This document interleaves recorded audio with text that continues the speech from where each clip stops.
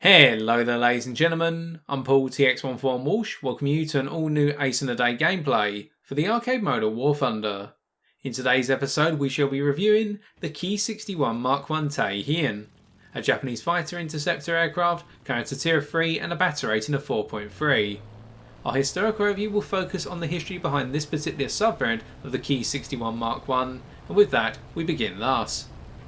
The Ki-61 Mark I Hei's entry into production in August of 1943 was essentially a stopgap for a Ki-61 variant which would possess heavier armament.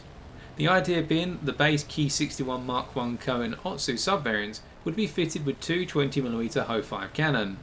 Unfortunately, due to the lack of available cannon at this point in time, 800 Mauser MG151 20mm cannon as imported from Germany were used instead, as fitted to the wings of the aircraft. The plane was to retain its nose armament of two 12.7mm Ho-103 machine guns to go with the cannon armament. In the closing months of 1943, however, the Ho-5 cannons started to become available in sufficient numbers, encouraging Kawasaki, the designers of the Ki-61, to start fitting these cannons to the aircraft. However, unlike the Hei variant, Kawasaki also decided to make a number of changes to the plane's design to help streamline production and simplify field maintenance. These changes included the swapping of the arrangement of the armament so that the cannon were nose mounted and the machine guns wing mounted, lengthening the fuselage by 20 cm, making the plane's rear section detachable with a fixed tail wheel, and strengthening the wings so that the plane would be able to carry underwing drop tanks or two 250kg or 550 pound bombs. The redesigned aircraft would be designated the Ki-61 Mark I tei, as seen on screen today, and went into production in January 1944. Replacing all preceding production subvariants on the assembly lines by August of said year. The tei would go on to be the most produced subvariant of the Ki-61, equating to over half of the 2,654 Ki-61 Mark Is produced by the end of the variant's production in January of 1945. This subvariant was to be followed in late 1944 by the Ki-61 Mark I Ki-D Bomber-Interceptor subvariant. In service, the tei was to acquit itself well in the bomber-interceptor role that the plane's altered armament had shifted it towards. However, as a fighter, the increased mass as conferred by the armament and the other improvements meant that the plane's agility and top speed suffered somewhat, keeping in mind that the plane was still powered by the same Kawasaki HUF-40 liquid-cooled V12 1175 horsepower engine as in the original Ki-61 Mark I Ko subvariant. To wrap up on a historical footnote, you will normally see the Ki-61 Mark I tei referred to as the Ki-61 Mark I Ki-C, Ki standing for Kaizo or modified in English, as the stopgap Ki-61 Mark I Ko and Otsu aircraft with the retrofitted 20mm MG151 cannon typically retain their original subvariant designations rather than using the Ki-61 Mark I Hei designation. With that, and our historical overview concluded, let us take a look at how the Ki-61 Mark I tei handles in the skies of War Thunder Arcade. Today's gameplay is brought to you from the ground strike map Lonely Island. For this we'll be using the following setup. Stealth belts for both types of armament, the reasoning being that in my experience the stealth belts are proven to be the most powerful out of those belts on offer.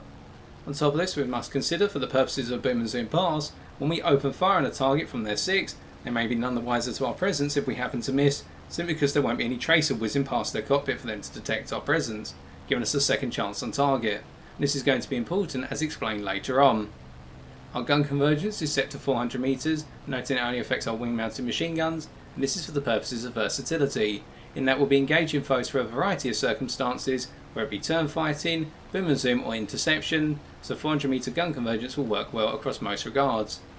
Our fuel load is set to the standard 30 minutes to ensure we can make it to the end of the game unscathed on fuel capacity, and with that we begin our analysis. Starting with the climb rate of the tei is rather decent as its battle rating, but by no means the best. You have to consider that your climb rate works best at low to medium altitude, whereby you'll be able to sustain your climb rate and gain 2,000 meters altitude going from 1,000 to 3,000 meters at a starting speed of 375 km an hour, a climb angle of 25 degrees and more emergency power cycling as I do over the course of this game. But what you will find is above 3,000 meters altitude you lose the sustainability in your climb rate rather dramatically, meaning that going from say 2,500 meters to 4,000 meters altitude is a penalty in that you will not be able to sustain your climb rate for more than 1,500 meters altitude gained before needing to level out and build up your speed before going again. and this means that you will struggle to be the first plane to get above 5,000 meters altitude, particularly with a good number of dedicated climbing aircraft that you'll see at the Fighter-18 or around it, such as the Messerschmitt 109 variants, the later Spitfires, the Griffon Spitfires, albeit also the Spitfire F Mark 9 and the C205 Series 3. These are just a limited number of examples. And once you get to altitude, this problem is only exacerbated with the concept of this plane being generally slow, in that it's going to struggle to break 600 km an hour in level flight even at the highest of altitudes. And this goes with the preceding variant of the aircraft, i.e. the Ki-61-I, which we're trying to pursue right now. Albeit the Hay is slightly faster in a straight line compared to our own plane, but the margins are minimal, and you're seeing that right here, in that the two of us are roughly getting to the same speed, and then the Ki-61-I is going to start outrunning me slightly the longer and longer this pursuit goes on for. But I want to bait them into a turn fight, as I personally feel that the manoeuvrability difference between these two aircraft is very limited, and therefore we can still hold the upper hand. And as we go to bait the Ki-61 into the turn fight by turning away, let's talk about manoeuvrability. In general, the turn circle of the tei is rather strong, in that it's not the best at the Fighter-18. You'll still be behind the likes of the A6M3s that you're going to encounter, example the Mod 22Co, but what you'll find is besides those planes, you've got a turn circle to rival anything else you'll see at your Fighter-18, whether it be the Spitfire F Mark 9, the Typhoon Mark 1B late, or alternatively going out to the planes with the weaker turn circles, the Focke-Wulf 190A4, the Messerschmitt 119F4, etc. And this means that you can turn fight with foes with confidence, and even against the Hay, which has the slightly better turn circle, albeit on a very minimal level, you'll be able to go toe to toe. Now we start off with the head-to-head, realising that the Ho-5 cannon can be absolutely deadly in a head-on if they're accurate, before getting into the turn fight. And what you'll see here is the Hay does have the manoeuvrability advantage naturally, in that its control surfaces are much more supple, and that means the plane has the greater agility. Now to overcome this, what I'm planning to do is not try to follow my opponent exactly, but instead I'm going to be making manoeuvres in following on their 6, which give me the ability to always stay behind them. Now whether it be cutting close to my foe but not getting guns on the target, forcing them to have to try and divert away from me as we saw there, eventually I will get the shot on target and it will be enough for me to take them out of the sky. As you can see, I only need a limited accurate burst to rip them out of the sky with the Ho-5 cannon and the Ho-103 machine guns. And this means that when going up against the Hay, you shouldn't be afraid of the fact that you're slightly less manoeuvrable. The lessened manoeuvrability comes in the responsiveness of your control surfaces, not the capability of your control surfaces once activated. Now let's expand. We talked about turn circle, but what about the control surfaces as such? Let's start with the roll rate. What you'll find is your roll rate is average at best in this plane. And when you go from 550 to 800 kilometers an hour, your roll rate is going to drop off by 75%. Mean that long distance high speed boom and zoom runs are going to be very dangerous in terms of you being able to get a shot on target, and if you dive right down towards the deck you may have difficulty in rolling the plane in preparation for pulling up to avoid the ground. We managed to strike the A6M3 and set them on fire there, but they're going to put the fire out shortly so we won't pick up the kill. But there you can see the limited capability of boom and zoom in this plane, and we'll come on to that and explain it in further detail in terms of energy retention in a bit. As for your elevator, this is the weakest aspect of this plane by far. You have got a very heavy elevator in terms of initial response, but once you've triggered the elevator, you'll be able to loop rather tightly. And the only downside of the elevator is when you go into a high speed dive, between 700 and 800 km an hour, you will lose 25% of your elevator's responsiveness on the initial pull-up, and this means that if you start to fly low to the ground in your dive, you've got a high chance of actually impacting the ground. Alternatively, if you're diving on a foe and you get too close to their wreckage as they're falling out the sky in front of you, you may crash right into them. And here you can see against the P-51 Mustang, we had a very clean shot on the target. They weren't aware of the fact we're diving down on them, but due to our lack of high speed controllability in the dive, we couldn't follow the target on, because we hadn't anticipated where exactly they were going to go, and last minute diving adjustments are a lot harder at high speed. But there we were able to follow the Spitfire, anticipating they were going to climb upwards in front of us. As for the final control surface domain, or your rudder, this is your strongest aspect. You'll find that you've got a strong rudder, not as strong as the zeros you'll be seeing at your Fighter-18, but strong enough to give you a flat turn circle that's able to rival, if not exceed, most aircraft, excluding the zero. In a high speed dive between 650 and 850 km an hour, you will lose 50% of your rudder's controllability, taking away a degree of accuracy in your dive and attacks. As we saw there against the Spitfire, in the inability for us to get the cleanest shot on target, we did have to spray indiscriminately to some extent and eventually get the kill off. Now this all combines together in the fact that this plane is not clearly suited to boom and zoom attacks, and we can see this simply because the maximum dive speed of the plane is 923 km an hour. Now at the batter rating, this is average, and it's not too much of a problem by itself, but it's how the plane gets to that speed that's the real issue. Your dive acceleration is good to 600 km/h. You can rival a good number of planes such as the Messerschmitt 109 F4 and the G2, all the way up at the higher batter rating range. But there are a good number of planes that will out-accelerate you in the dive, such as the P-47 Thunderbolts you'll see at the lower batter rating, i.e. beneath you. The difficulty is, once you get to 600 km/h, you will find that the acceleration of this plane in a dive drops off dramatically, and getting to your maximum dive speed, or let alone to 800 km/h in a dive, is an excruciatingly long process. And in return, this means that when trying to outrun foes using a dive, you'll only be able to build up some speed for a limited period of time, and as soon as you get to 600 km/h, you need to start thinking of an alternative means of getting behind your foe or getting away from them, because diving away is not going to work unless you have a massive distance advantage or speed advantage in the first instance. And this all builds together to give you the idea that this plane cannot be dedicated to boom and zoom attacks, albeit the vertical energy retention of this plane is well suited to short to medium range boom and zoom. In that if you decide to go into a 1,500 metre dive and then swing back up at a climb angle of 30 degrees, you will not lose too much speed, particularly if you apply war emergency power in the return climb, you'll lose no speed at all, and you can level out the same speed that you started the attack with. I have a starting speed of 500 km/h for instance, and going from an altitude of 4,000 metres. So this works well, and short distance boom and zoom can be your forte in some games. And you'll see over the course of this game we are switching between those tactics, because we can do some short distance boom and zoom, but we can't rely on it every time. And then looking at the Focke-Wulf 190 and the P-38 Lightning, we're staying to the side of them for the time being, so we're trying to see what they want to do, and it looks as though they've become focused on one of our allies who's not on screen currently, and it turns out to be a B-25.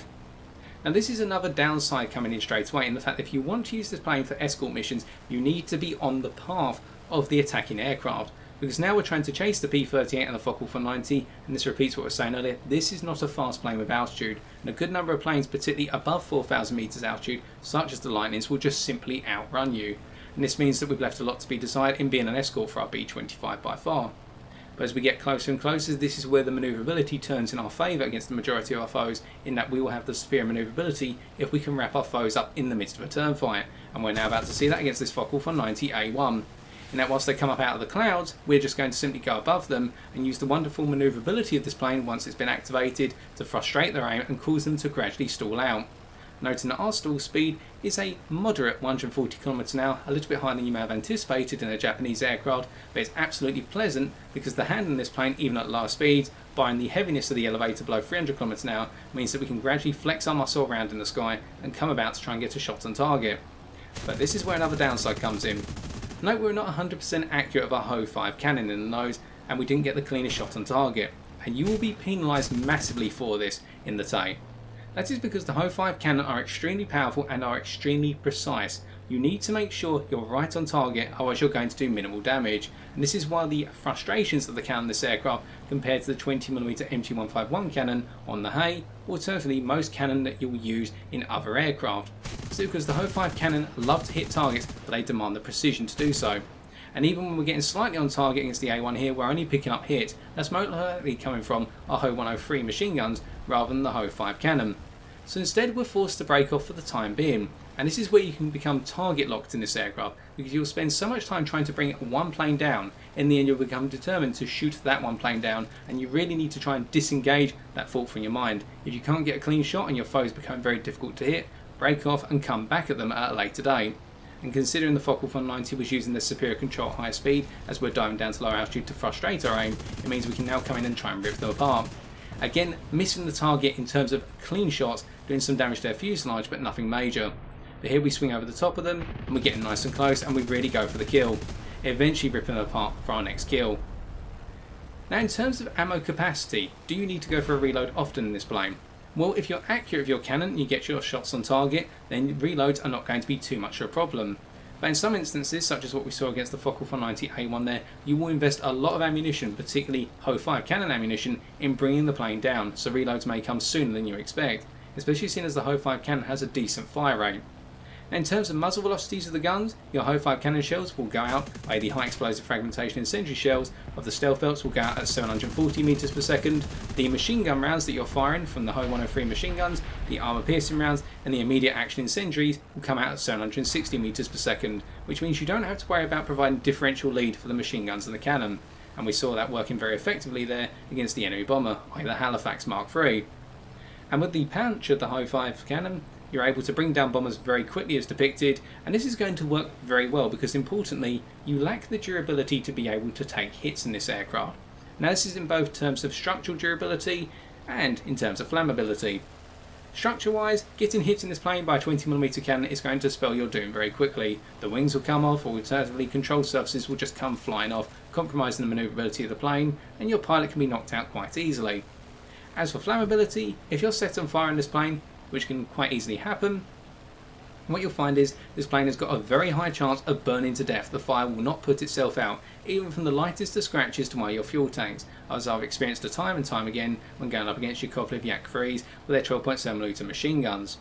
So in return, you want to avoid getting hit wherever possible, using your manoeuvrability to frustrate your opponent's aim and try to force your opponents into a position whereby you can get clean aim on them instead.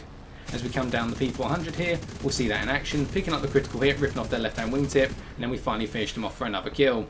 And that's the one of the nice things about this plane, you can swoop in on targets and then afford yourself just enough speed to break away, or look behind you and then get back into the next engagement. Here the Kovlev Yak-3, we come snapping around on their 6, looping up towards them, and then we decide to disengage, simply because we feel that we're going into a furball, and we're a large number of friendlies in that furball already, we don't want to become shot down by friendly fire.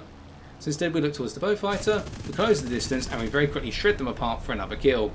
And this is where target selection and knowing when to switch targets will work very well, simply because you can glide from one target to another in this plane and not feel at difficulty in doing so, as we also pick up the Kovlev Yak-3 kill. Looks as though they hit the ground, although we can't confirm that.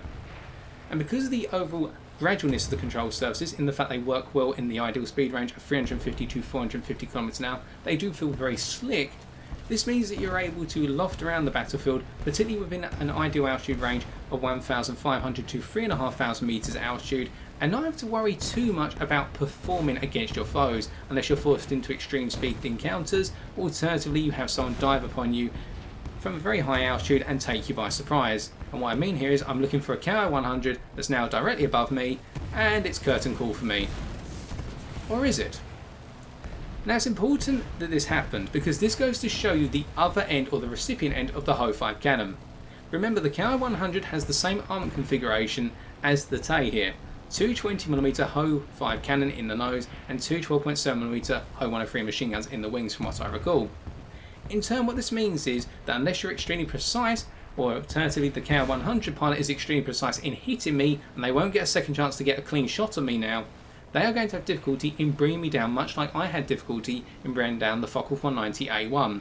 So we can see it on both ends of the spectrum here, and this is why the Ho-5 cannon demands such perfection when you aim at targets. Not even getting a scratching shot there against the Ki-100, although I thought at the time they passed across the lead indicator as I opened fire. We are coming around on our foe, we're hoping to get the killing shot on them as retribution for their attack earlier, and we can see even with the scratching shots they achieved, we did take some considerable damage to the rear of the plane. And this is where the durability factor comes in, as we pick up a critical hit and it's enough to burn them out of the sky for another kill.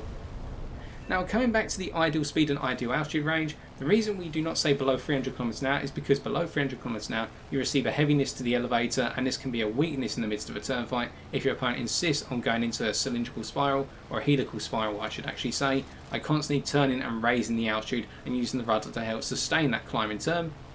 On top of that, below 1,000 meters altitude in terms of the ideal altitude range now, you'll find that there is a considerable penalty to your straight line acceleration, and also a marginal penalty to your climb rate below such an altitude.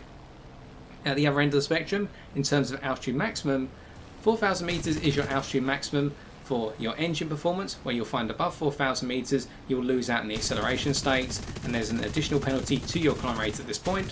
And as for control surfaces, once you get to 5,000 meters altitude, you'll find that your elevator in particular starts to lose its overall performance, as we repart Focke 190 there for another kill, our 9th for this match. This is why you need to keep this plane, in my personal experience, in a low to medium altitude state, with the ability to swoop below 1,500 meters if needed via a quick boom and zoom pass, or alternatively latch onto a foe in a turn fight for a brief period of time and then break off.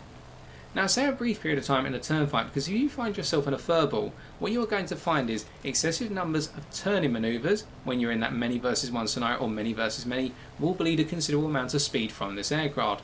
And we saw that when we tried to stall out the Focke 190A1, and also when we went head to head with the Ki-61-I.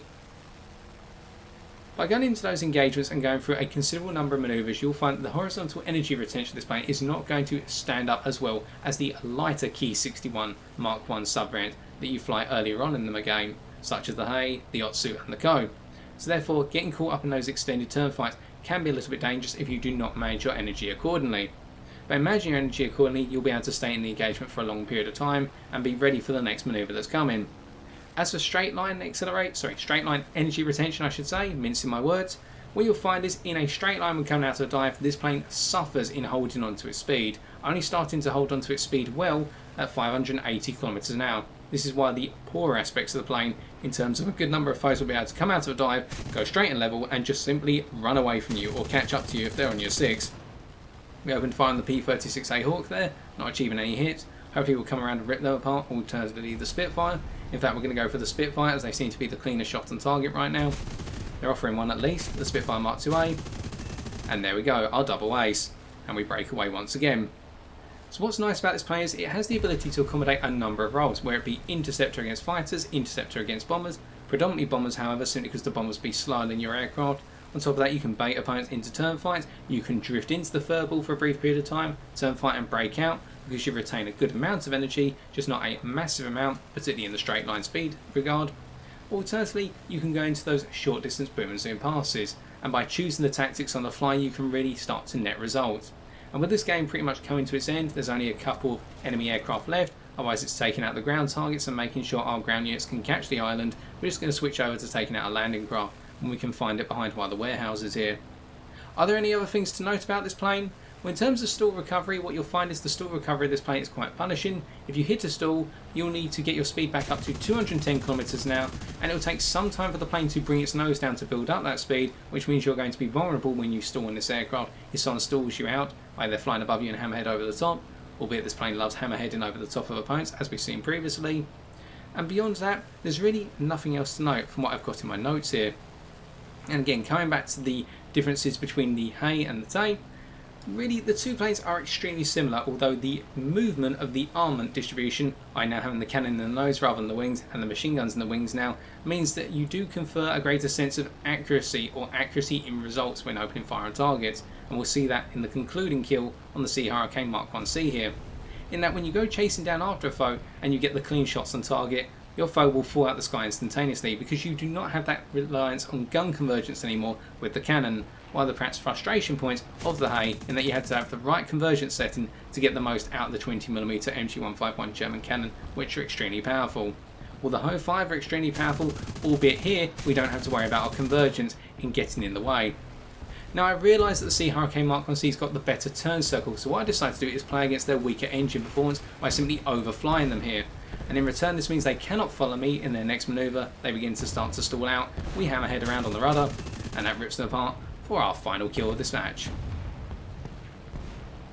And now, as we make our way away, I'm just going to head back to the central landmass and put ourselves in a defensive position, waiting for the next to come opponent if they decide to come in. If not, the game will conclude because there's no enemy aircraft left. And in fact, that's it. It's going to wrap up, and it's time for us to take a look at the post-game stats.